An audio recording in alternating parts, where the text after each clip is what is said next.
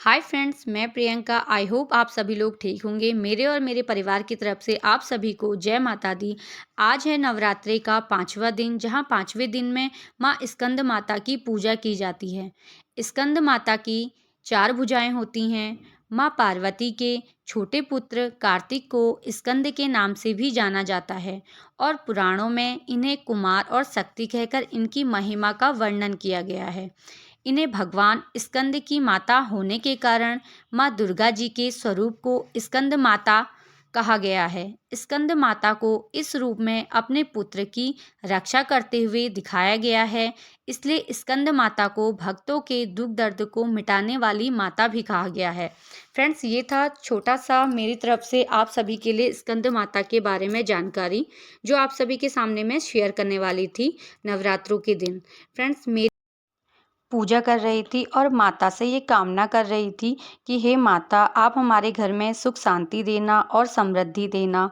माता सभी की मनोकामना को पूर्ण करती है, इसलिए मेरे साथ सभी बोलिए जय माता दी। मैंने पूजा कर ली थी। इसके बाद मैं लेके आ गई थी जल, जहाँ मुझे तुलसी में जल चढ़ाना था और सूर्य भगवान को प्रणाम बोलना था। मैं पूजा करके आई तो मैंने देखा मेरी सिया पलटना सीख गई है इतने प्यार से। अब सीधे पलट जाती है और इतनी प्यारी लगती है और भोली लगती है। इसके बाद मैं आ गई थी किचन की तरफ, जहाँ मैं सबसे पहले दूध को खाली कर रही थी, क्योंकि मुझे दूध उबालना था जो पापा लेके आए हुए थे।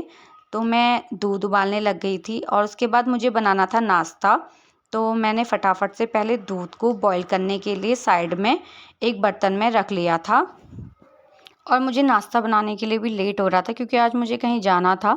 तो मैं फटाफट से पहले रोटियां बनाई, क्योंकि पापा पराठे खाते नहीं हैं, और इसलिए मैंने रोटी बना दी थी सभी के लिए, क्योंकि पराठे ऑयली हो जा रहा था, कभी पूड़ी कभी कुछ।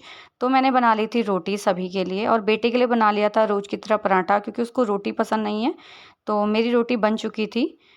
तो जहाँ मेरी सिया लेटी हुई थी और मैं सिया की बातें भी सुन रही थी ऐ करते हुए। सभी को नाश्ता कराने के बाद मुझे जाना था मंदिर, तो मैं पहुंच गई थी मंदिर पे, जहां आज था 5वां दिन। तो मंदिरों में वैसे भी हर नवरात्रि के दिन भीड़ रहती है, पर 5वें नवरात्रि के दिन भी काफ़ी भीड़ थी मंदिरों पर। तो मैं थोड़ा सा लेट में आई थी मंदिर पे। तो आज थी यहाँ मंदिर पे कलश यात्रा, तो सभी लोगों ने कर ली थी पूजा। तो फिर मैं भी आ गई थी पूजा करने के लिए, और मैंने दर्शन किए माता की, और मेरी पूजा हो गई थी अच्छे से, क्योंकि बहुत कम लोग बचे हुए थे। तो मेरी हो गई थी पूजा अच्छे से। उसके बाद मैं कलश यात्रा में शामिल हो गई थी, जहाँ सभी लोग अपने सर पे कलश लेके आ चुके थे, और हम लोग सभी लोग बोल रहे थे जय माता दी। फ्रेंड्स, आप कमेंट करके सभी लोग बोलना जय माता दी, सबकी मनोकामनाएं पूरी होंगी। उसके बाद मुझे आना था आंगनबाड़ी पे, जहाँ मैं पहुँच चुकी थी आंगनबाड़ी, और आंटी पढ़ा रही थी बच्चों को, क्योंकि कुछ बच्चे आए हुए थे और कुछ बच्चे नहीं आए हुए थे। तो मैं ले रही थी आंटी से सामान। ये आंटी मुझे बहुत ज़्यादा अच्छी लगती हैं, आंगनबाड़ी वाली, क्योंकि इनका नेचर बहुत ज़्यादा अच्छा है।